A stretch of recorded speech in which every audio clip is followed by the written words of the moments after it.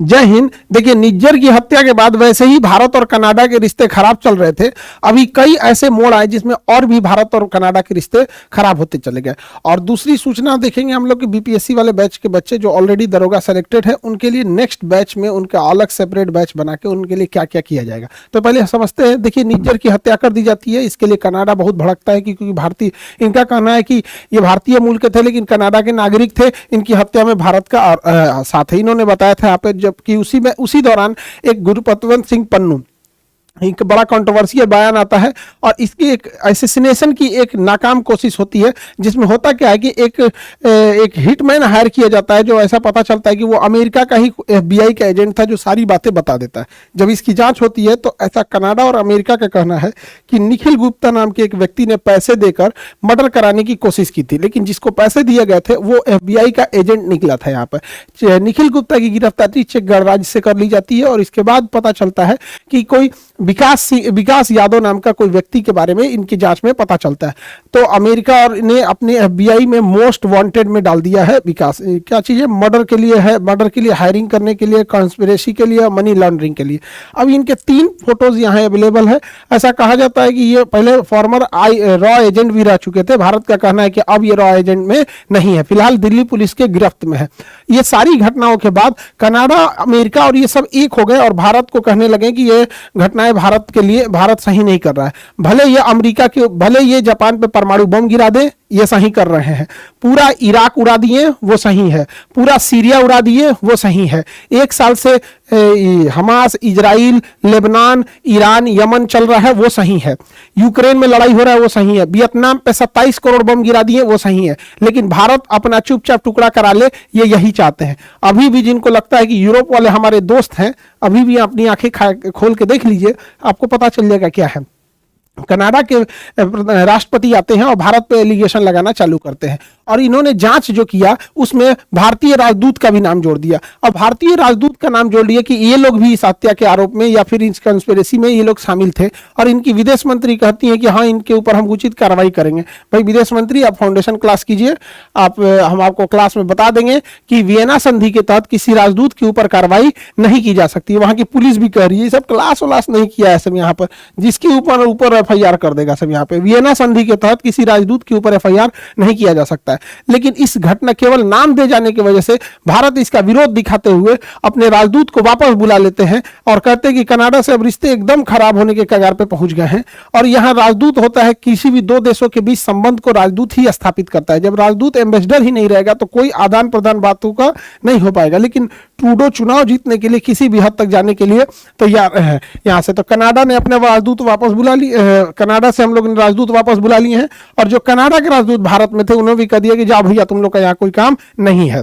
भारत ने अपने राजदूत को वापस बुलाया तो अमेरिका और वेस्टर्न मीडिया है वो ये छाप रहा है कि कनाडा ने वापस भगा दिया। अरे हम लोग वापस बुलाए हैं, कोई भगाया नहीं है। और हमारे देश में जो न्यूज चैनलों पे विस्कन्याएं हैं, उनकी उतनी पहुंच नहीं है। अभी ये लोग, हाँ आप बताइए, 4 गो बकलोल को बैठा के, हाँ आप क्या कहना चाहते हैं, आप क्या कह देते हैं, ना खर ना पतवारो जनेन प्रधान। तो हमारे मीडिया में क्या होता है, यही सब चीजें तो हो रही हैं हमारे यहाँ पे। हमारी मीडिया के पहुंच इंडिया के बाहर है ही नहीं है। और पूरा दुनिया चौपट हो जा रहा है। न्यूज सुन के देखिएगा तो ऐसा लगेगा आप सिंगापुर में बैठे हैं। तो हमारी मीडिया नहीं पहुंच पा रही है और भारत की वहां बाहर में बड़ा छवि खराब कर रहे हैं सब यहाँ पे। हालांकि ऐसे घटना एक बार और हुई थी 2013 में, देवयानी खोबरागड़े को वहां की पुलिस ने अरेस्ट कर लिया था। हमारी राजदूत थी यहाँ पर देवयानी खोबरागड़े, उन्हें अरेस्ट नहीं करना चाहिए था वियना कन्वेंशन के हिसाब से, लेकिन बावजूद उन्हें अरेस्ट कर लिया था। आप समझिए राजदूत का पावर क्या होता है कि राजदूत को अरेस्ट नहीं कर सकते। अच्छा, इन लोग की हिपोक्रेसी देखिए।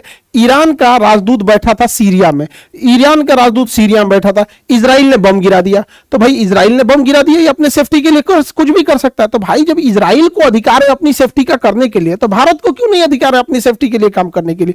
तो लेकिन भारत के लिए ये लोग नियम लगाते हैं। ये मतलब इनका अपना है, या अंग्रेजों के लिए कोई नियम नहीं होता है यहाँ पर। अब ये सब अपना एक ग्रुप बनाए हैं सब, 5 आईज, 5 देश मिलके फाइव आईज बनाए हैं सब, कि मतलब कुछ भी होगा हम लोग थुथुर पे लाठी रोक लिया जाएगा, हाँ हाँ हाँ हाँ करके चिल्लाएंगे, हम लोग एक ही जगह हो जाएंगे लोग, पांचों लोग मिलकर। कौन है भैया? कनाडा, अमेरिका है यहाँ पर इस एरिया में, ऑस्ट्रेलिया, न्यूजीलैंड है और ये ब्रिटेन है यहाँ पर। यही मोदी जी गए थे तो मोदी जी को बॉस कहा गया था।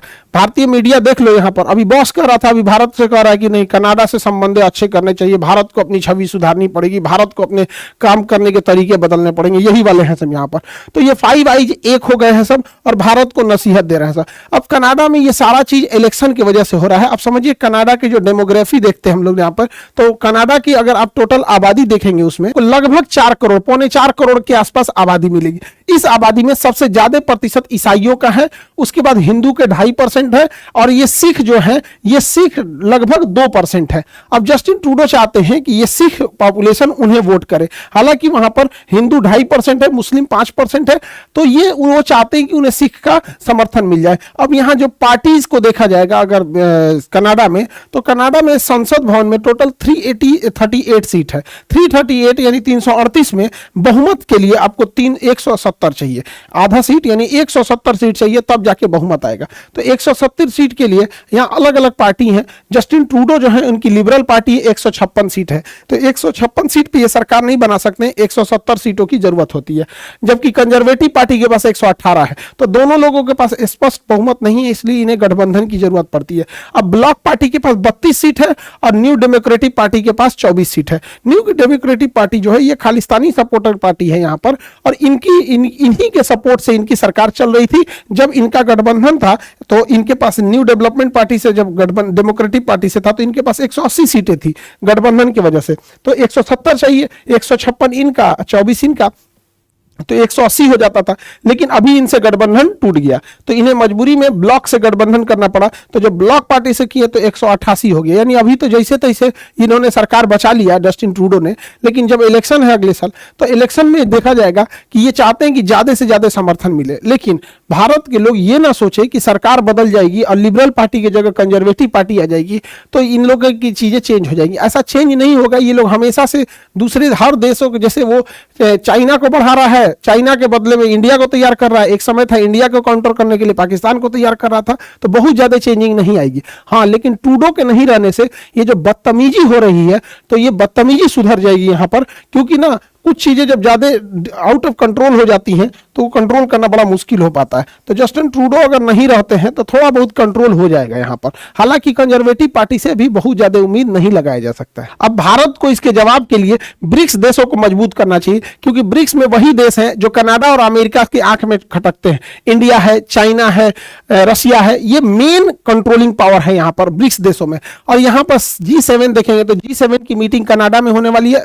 ऑब्वियस बात है कि भारत कनाडा में G7 की मीटिंग लेने नहीं जाएगा, और अगर चला गया तो शर्म की बात है भाई, क्या जरूरत है जाने की। आपने राजदूत वापस बुला लिया और बदतमीजी से बतिया रहा है, क्या जरूरत है वहां पे। और G7 के बदले हमें ब्रिक्स को इतना हाइप देना चाहिए, इतना हाइप कि G7 ऑटोमेटिक कमजोर होने लगे। इससे अमेरिका को दिक्कत होगा, क्योंकि G7 7 शक्तिशाली देशों का समूह है जिसका लीड कर रहा है अमेरिका, लेकिन ये पतन के कगार पे है। और ये जो ब्रिक्स है ये उभरते हुए शक्तिशाली देशों का समूह है, इसको लीड कर रहे हैं सब तीनों देश, इंडिया, चाइना और रशिया यहाँ पर। तो ब्रिक्स जाएगा तो G7 की वैल्यू घटेगी। अभी दोनों बराबरी पे चल रहे हैं सर, लगभग, लेकिन G7 अपने डाउनफॉल की ओर बढ़ रहा है, तो ब्रिक्स को देखेंगे तो ये अपने अपवर्ड की डायरेक्शन में बढ़ रहा है। तो इसी को कंट्रोल करना बहुत ज्यादा जरूरी है। अगर ये इन्हें छोड़ दिया जाएगा तो अमेरिका, ब्रिटेन ये प्रेशर लगाएंगे किस चीज के ऊपर, कनाडा के ऊपर।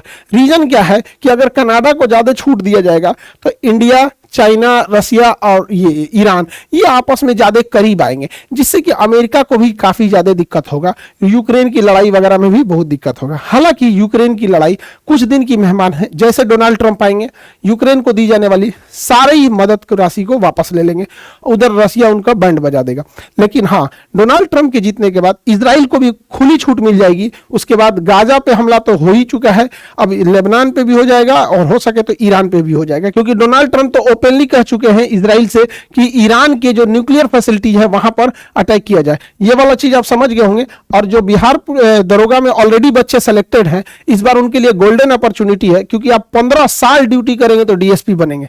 15 साल एकदम रगड़ के एकदम हालत खराब हो जाएगा तब। और आप लोग के लिए बढ़िया मौका है एक ही बार प्रमोशन के लिए, क्योंकि इस बार बीपीएससी में 2000 से प्लस सीटें हैं। यहाँ पर इतना सीट कभी नहीं दिया था, लगभग 250 डीएसपी की सीटें हैं। तो जिन लोग का है यहाँ पर, तो उनके लिए एक अलग से हम लोग एक ड्रॉ कर रहे हैं, ताकि वो लोग कैसे तैयारी करेंगे अपने ट्रेनिंग के दौरान। तो जो सेलेक्टेड हो गए हैं बच्चे, वो सारे बच्चे जो सीरियस हैं आगे बीपीएससी में बैठने के लिए, तो वो लोग कल यानी मंडे के दिन 21 तारीख को, कल मंडे है 21 तारीख है, तो कल 21 तारीख को शाम को सेंटर पे आएंगे। उन्हें सारा स्टडी मटेरियल दिया जाएगा, आंसर राइटिंग दी जाएगी, कितनी चीजें, लगभग 30 से 40 के आसपास में किताबें, स्टडी मटेरियल, आंसर राइटिंग, और उन सब का एक अलग ग्रुप रहेगा जिसमें कि उसे उसी हिसाब से सिलेबस डिजाइन किया गया है कि वो ट्रेनिंग में रहने के दौरान भी पढ़ सके यहाँ पर। क्योंकि जो यहाँ पे हम लोग रेगुलर बैच में पढ़ा रहे हैं, तो हम लोग ये सोच के पढ़ाते हैं कि बच्चों के पास 8 घंटा 10 घंटा टाइम है पूरा पढ़ने के लिए, तो लेकिन आप ट्रेनिंग में रहेंगे, आपकी ट्रेनिंग टफ होगी और आपको फुर्सत भी नहीं मिलेगा। तो उसी हिसाब से इसे ड्राइंग किया गया है कि अलग अलग सिलेबस को कैसे कैसे देखा जाए, आंसर राइटिंग को कैसे मिला जाए। और वहां पे आप लोग आंसर राइटिंग जमा करके संडे के दिन आपकी छुट्टी रहती है, आप भेज सकते हैं, कॉपी भी चेक हो जाएगी, सारी फैसिलिटी रहेगी। तो 21 तारीख को, 21 अक्टूबर मंडे इवनिंग में आप सेंटर पे आएंगे, सबको इनरोल करके अपना फॉर्म भर दीजिएगा। वहां पर ये चीजें फ्री ऑफ कॉस्ट है। हम बस ये कोशिश कर रहे हैं कि आपका सिलेक्शन हो गया, इसी साल हुआ है, 10-15 साल घसीटिएगा तब जाके कहीं डीएसपी बनिएगा यहाँ पर। तो अगर आपके अंदर मोमेंटम अभी है और पढ़ना चाहते हैं, तो और आगे जाके आपके पास ये गोल्डन चांस है, क्योंकि इतनी सीटें फिर कभी नहीं आएंगी। और अगर जो आगे नहीं भी करना चाहते हैं तो बेस्ट ऑफ लक, आपके पास ऑलरेडी डबल स्टार है। आई होप इस टॉपिक को समझे होंगे। मिलेंगे नेक्स्ट क्लास में। जय हिंद।